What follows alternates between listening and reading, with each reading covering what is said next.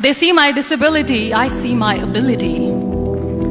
They call me disabled, I call myself differently abled. There are some incidents that happen in your life. Those incidents break you, deform you, but they mold you into the best version of you.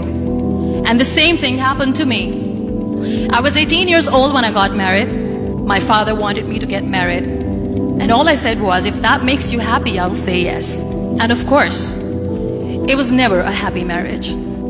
Just about after 2 years of getting married, I met a car accident. Somehow my husband fell asleep and the car fell in the ditch. He managed to jump out, saved himself. I'm happy for him. But I stayed inside the car and I sustained a lot of injuries. The list is a bit long, don't get scared. The wrist was fractured. Shoulder bone and collarbone were fractured. My whole rib cage got fractured. And because of the rib cage injury, lungs and liver were badly injured. I couldn't breathe.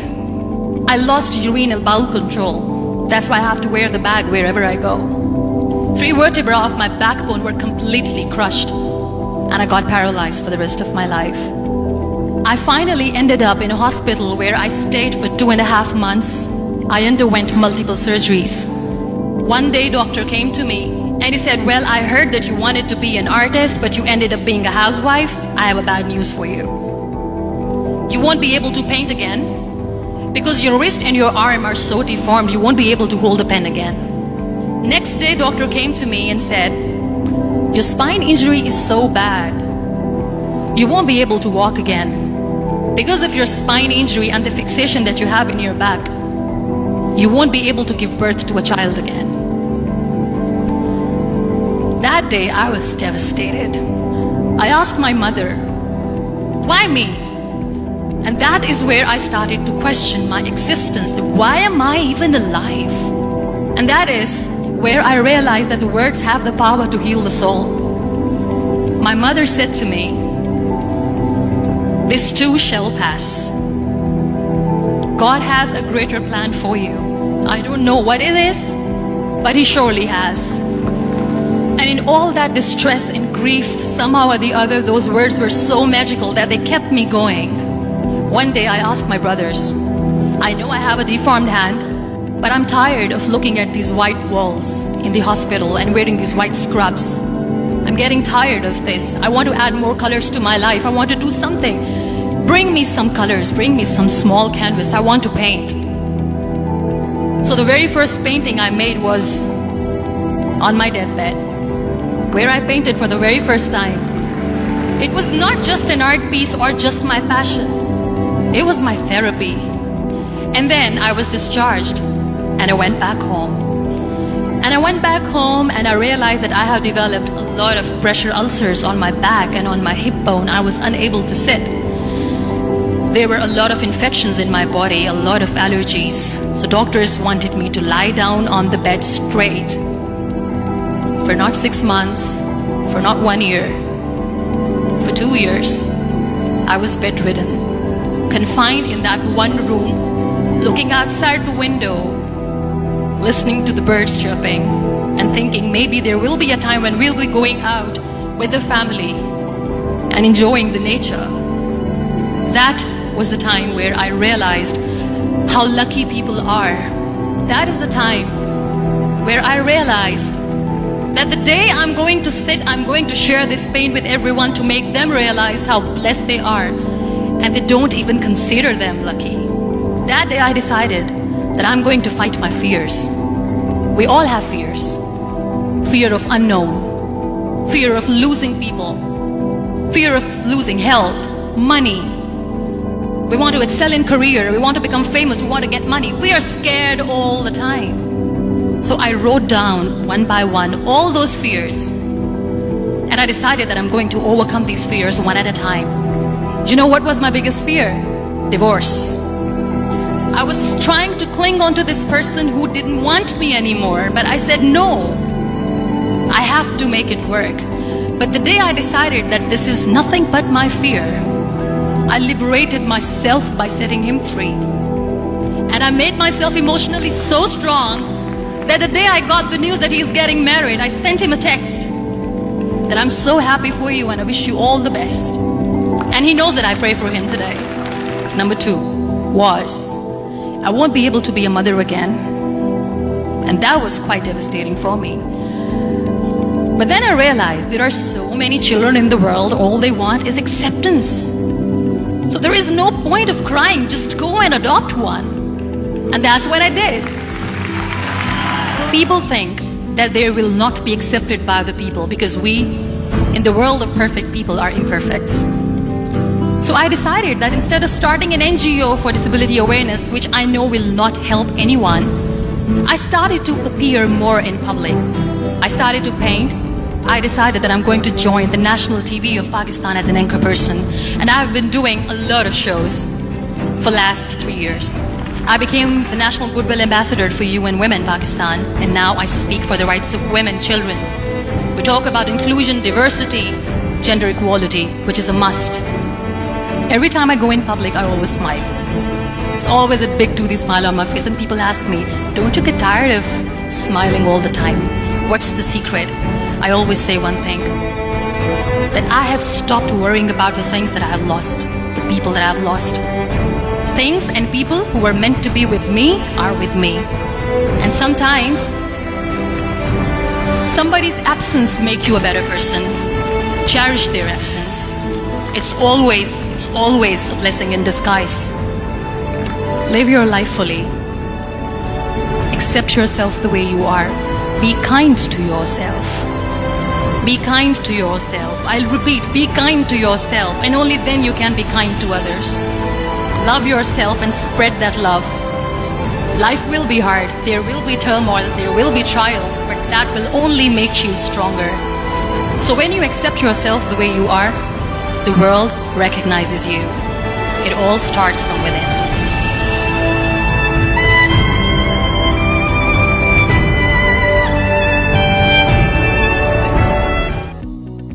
Guide questions. 1. Who is the speaker? 2. What type of person is the woman? 3. What is the message of the video? 4. What line strikes you the most? 5. Do you agree with the speaker? Yes or no? Why? 6. Do you consider the speaker as an effective, powerful one? Why? 7. Can you be a speaker? 8. Who are the speakers you know? 9. What lines from their speech inspires you the most? 10. What do you think is the meaning of speech? Recognizing information from contextualized speech. Speech is human vocal communication using language. Each language uses phonetic combinations of vowel and consonant sounds that form the sound of its words. That is, all English words sound different from all French words, even if they are the same word, for example, roll or hotel, and using those words in their semantic character as words in the lexicon of a language according to the syntactic constraints that govern lexical words function in a sentence. In speaking, speakers perform many different intentional speech acts. For example, informing, declaring, asking, persuading, directing, and can use enunciation, intonation, degrees of loudness, tempo, and other non-representational or paralinguistic aspects of vocalization to convey meaning. In their speech, speakers also unintentionally communicate many aspects of their social position such as age, place of origin. Through accent, physical states, alertness and sleepiness, vigor or weakness, health or illness, psychic states, emotions or moods, physic-psychic states, sobriety or drunkenness, normal consciousness, and trance states, education or experience, and the like. Speech communication is the study of human symbolic interaction. Specific areas of interest include communication in one-to-one situations and small groups, business and professional speaking, organizational communication, public address and persuasion, advocacy and argument, the rhetoric of social political movements, and aesthetic communication. Students and faculty seek a greater understanding of the process of human communication, using both scientific and humanistic approaches. Epistemological aspects of critical thinking are central to all aspects of speech communication. A moment is a very incredible thing. It has the capability to change your life in an instant, and the power to change your life forever. We all have bad moments. Good times, bad times, moments we wish we could remember forever, and moments we wish we could forget. My moment was June 27th, 2011. I suffered from depression for 3 years of my high school life, and it took me 2 years to accept that I need to go talk about it. Looking back now, I realized that sweating about all the small things and all the little things I shouldn't be worrying about was a big factor to that problem. And I realized that social media was a massive part of it. Think about it. Are you the same person that you are now, or are you the same person online? Your Facebook page, your Twitter, your Instagram, are you the same person? Or are you just projecting what you want to be seen as? They always tell us to be careful, to watch out for what you post online, and it's true, but thinking about it, do you really project who you want to be? It's a blank canvas, and accepting who you are and understanding who you are by putting your phone down for 2 minutes and realizing where you are, who you are, before you're able to project it out yourself. 20 years ago, looking back now, you think our grandparents and our parents didn't have to deal with stuff like this. Social media? No. There was a 9 to 5 work day. We still have an 8 to 3 school day. You went to school, you went to work. You saw your friends, you saw your coworkers, but you came home and you visited with your family. You sat down, you took a breath. Now, you're constantly available. Anyone at any time can access you, and we don't get any downtime anymore. So, don't sweat the small stuff. That was a big factor for me. I had a lot of difficulties understanding that it's not the end of the world if you get a B on your test, and it's not the end of the world if you hand your assignment late. You need to understand and accept yourself and accept all the little flaws that come with it before you're able to project who you want to be. We need to change. And I believe that this is the side of social media that we don't talk about. We've heard about cyberbullying, we've heard about watching out for internet predators, but we never heard about the politics of social media, and I'm sure all of you know. Oh, she liked my photo, that means I have to like it back. She commented on mine, that means I need to comment on his. It's not all about that. It's a canvas, like I mentioned, and you need to be able to project yourself, but you can't project yourself if you don't know who you are first. So, this is a big thing that led me to my decision, and my life could have changed in a moment many times. And that's why I'm urging you guys not to stress on the small things. Accept yourself for who you are and project it in the right way. Because our life may be run in moments, and it may be run in accomplishments or losses, happy days, sad days, years, months, weeks. But if you're not happy with who you are in that moment, how do you expect to live the rest of your life? I'm Tatiana Gilbert, and this is what matters to me. Thank you.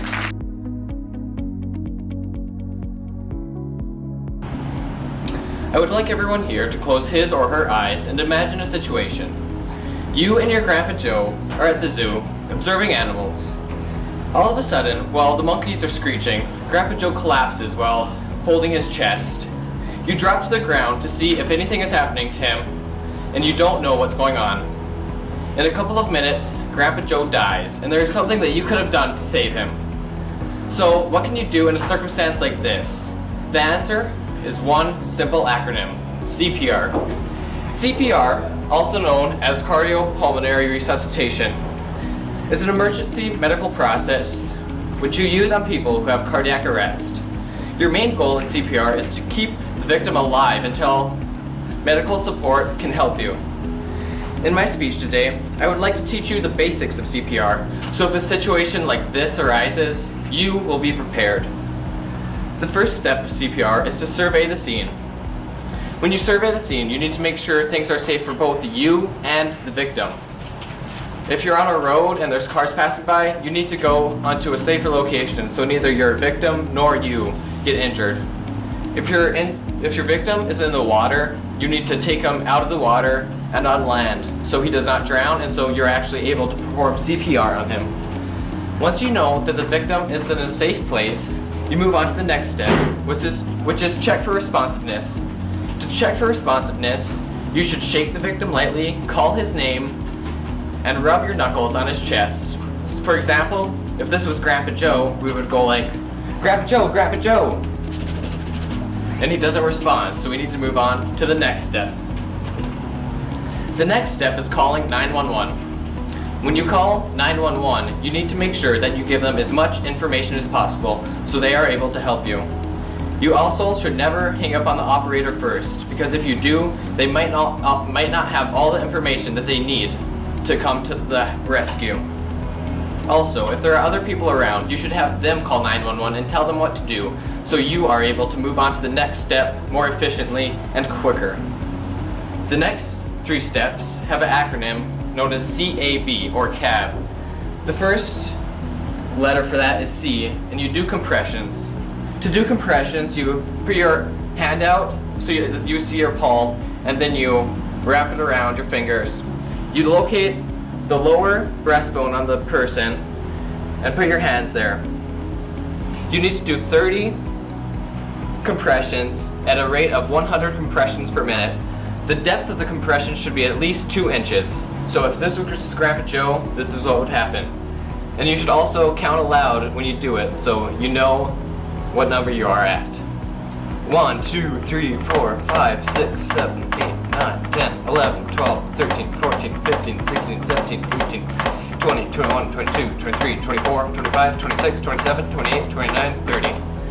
After you are completed with the compressions, you do the next part of CAB, which is A, airway. To check the airway, you should put your cheek against his mouth. When you do this, you feel for moisture on your cheek, listen for noises of breathing from his nose and mouth, and look for chest rises. So if this was Grandpa Joe, we would go like this, look for chest rises, feel for moisture, and listen for noise. The next step after that is to breathe into Grandpa Joe. To do this, you need to make sure the airway is not obstructed, and you need to put your finger underneath his chin so it's not clogged or anything. You should give the patient 2 breaths, and these breaths should be at a normal rate of what you are breathing about right now. So make sure you plug his nose also so air does not escape through the nasal passage. So if this was Grandpa Joe, it would go like,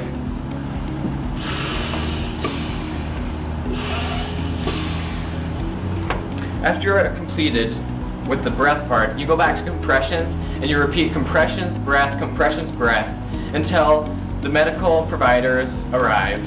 Every couple of minutes, you should check for the airway again with the moisture, noise, and rising technique. And hopefully you're able to save Grandpa Joe. Hopefully you have an idea of how to perform CPR now, and if a situation like Grandpa Joe's arises, you will be prepared. I encourage that you take a CPR class though, so you understand the basics of CPR even more and in depth. So, if you knew CPR, you would be able to give Grandpa Joe a chance of survival. If you knew CPR, you would be able to save a life. Dear future generations, I think I speak for the rest of us when I say, sorry. Sorry we left you with our mess of a planet. Sorry that we were too caught up in our own doings to do something. Sorry we listened to people who made excuses to do nothing. I hope you forgive us. We just didn't realize how special the earth was. Like a marriage gone wrong. We didn't know what we had until it was gone. For example, I'm guessing you probably know it as the Amazon desert, right? Well, believe it or not, it was once called the Amazon rainforest, and there were billions of trees there, all of them gorgeous. And oh, you don't know much about trees, do you? Well, let me tell you, trees are amazing. I mean, we literally breathe the air they are creating. They clean up our pollution, our carbon. They store and purify water, give us medicine that cures our diseases, food that feeds us, which is why I'm so sorry to tell you that we burn them down. Cut them down with brutal machines, horrific, at a rate of 40 football fields every minute. That's 50% of all the trees in the world gone in the last 100 years. Why? For this. And that wouldn't make me so sad if it weren't so many pictures of leaves on it. You know, when I was a child, I read how the Native Americans had such consideration for the planet that they felt responsible for how they left the land for the next 7 generations. Which brings me great sorrow, because most of us today don't even care about tomorrow. So I'm sorry. I'm sorry that we put profit above people, greed above need, the rule of gold above the golden rule. I'm sorry we use nature as a credit card with no spending limit, overdrafting animals to extinction, stealing your chance to ever see their uniqueness or become friends with them. Sorry we poison the ocean so much that you can't even swim in them. But most of all, I'm sorry about our mindset, 'cause we had the nerve to call this destruction progress. Hey Fox News, if you don't think climate change is a threat, I dare you to interview the thousands of homeless people in Bangladesh. See, while you were in your penthouse nestled, their homes were literally washed away beneath their feet due to rising sea levels. And Sarah Palin, you said that you love the smell of fossil fuels. Well, I urge you to talk to the kids of Beijing who are forced to wear pollution masks just to go to school. See, you can ignore this, but the thing about truth is, it can be denied, not avoided. So I'm sorry, future generations. I'm sorry that our footprint became a sinkhole and not a garden. I'm sorry that we paid so much attention to ISIS and very little to how fast the ice is melting in the Arctic. I'm sorry we doomed you, and I'm sorry we couldn't find another planet in time to move to. You know what? Cut the beat. I'm not sorry. This future, I do not accept it. Because an error does not become a mistake until you refuse to correct it. We can redirect this. How? Let me suggest that if a farmer sees a tree that is unhealthy, they don't look at the branches to diagnose it, they look at the root. So like that farmer, we must look at the root and not to the branches of government, not to the politicians run by corporations. We are the root, we are the foundation, this generation. It is up to us to take care of this planet. It is our only home. We must globally warm our hearts and change the climate of our souls and realize that we are not apart from nature, we are a part of nature. And to betray nature is to betray us. To save nature is to save us. Because whatever you're fighting for, racism or poverty, feminism, gay rights, or any type of equality, it won't matter in the least. Because if we don't all work together to save the environment, we will be equally extinct. Sorry.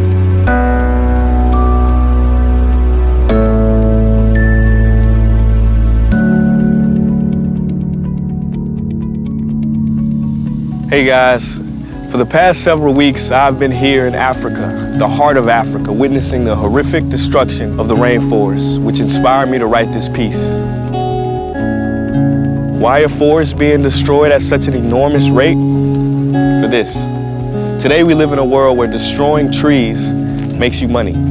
So what can we, normal people, do about it? One way to directly fight the destruction is to stand for trees. By standing for trees, not only can you save the lives of trees, help forest communities, and protect the rights of animals to live in their homes, but you will also balance the amount of pollution that you yourself give off with your everyday activities, making you a part of the solution and not the problem. This is the option that I chose. But whatever way that you choose to stand for trees, do it. Because a wise man once said, when the rivers are all dried up and the trees cut down, man will then realize that he will not be able to eat money. At this time, Ryan Burton, President of the Class of 2015, will welcome you.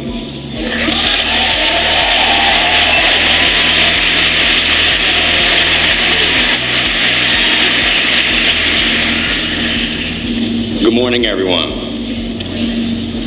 On behalf of the class of 2015, I would like to welcome all faculty, alumni, friends, family, and distinguished guests to the 87th commencement ceremony of La Plata High School. Well, graduates, we made it. As a group, we did indeed start from the very bottom. Now it looks like the whole team's here. Think about how far we have come individually and as a class. Looking back to freshman year, it seems like it was just yesterday. There was the first football game, the first class, the first girlfriend, the second girlfriend, the third girlfriend, the figuring out that you were the problem.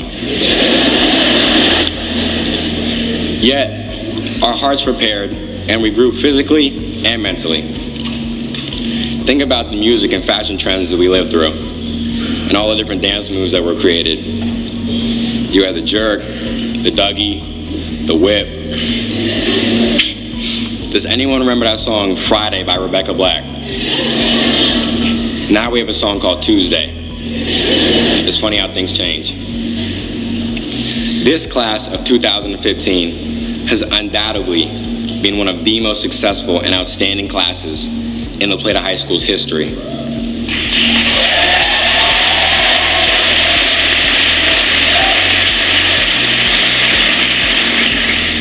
We accumulated a whopping $12,637,544 in scholarship money.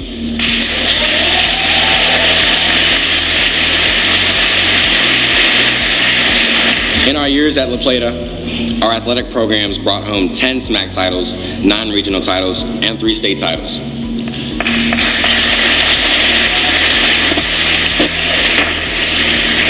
Our various student organizations outdid themselves and proudly represented our school. Unplugged, It's Academic, Mesa, Math Team, and many more flourished over the past 4 years, winning countless awards. Yet, our 4 years at La Plata were no walk in the park. We were presented with many challenges and obstacles that we had to overcome. I cannot even begin to imagine how many families were torn apart because of Edline.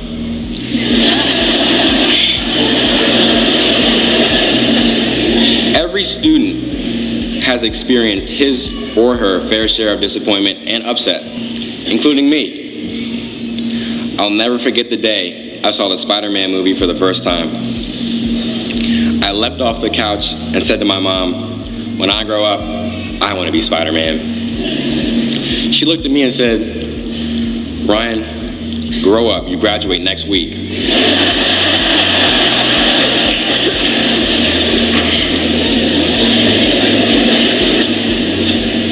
Things might not always go the way you plan, but I know we can all agree that this class is resilient. We survived an earthquake, 2 blackouts, and Ebola. The fact that we made it here, decorated with these awards and accomplishments, is just a testament to our perseverance and commitment to excellence. Graduates, you are all destined for greatness. Each and every one of you has the potential to change the world. You have all grown into powerful, intellectual individuals who will make a massive footprint on this earth. Tables turn, bridges burn, you live and learn. and oftentimes it's the journey that teaches you a lot about your destination.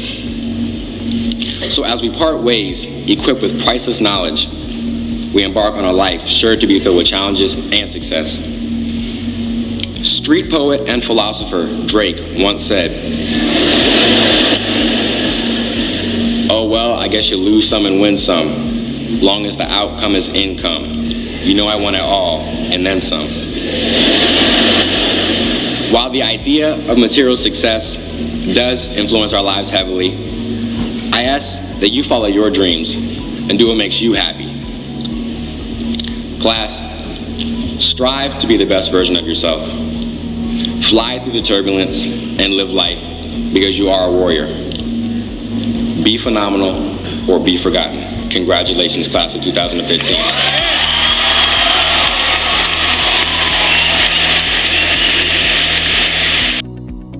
4 types of speech. 1. Informative speech. This speech is intended to inform and to share new ideas and build a perception about a specific topic. It gives the importance of your topic to the audience. The goal of this speech is to give the audience a new understanding or new appreciation of some topics with which one might be familiar. Main elements. Knowledge. Establish credibility by demonstrating expertise and statistics to adequately inform the audience about the subject. Key points. Repeat all the key points to ensure maximum knowledge retention. Interest. Conveying the subject with enthusiasm and including unusual facts or anecdotes about the subject. 2. Demonstrative speech.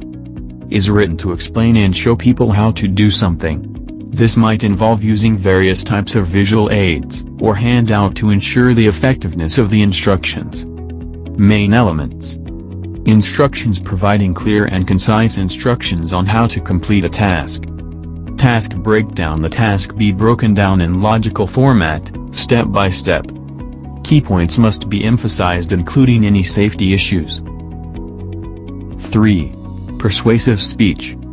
Is written to persuade, or convince the listeners, of the validity of the speaker's argument.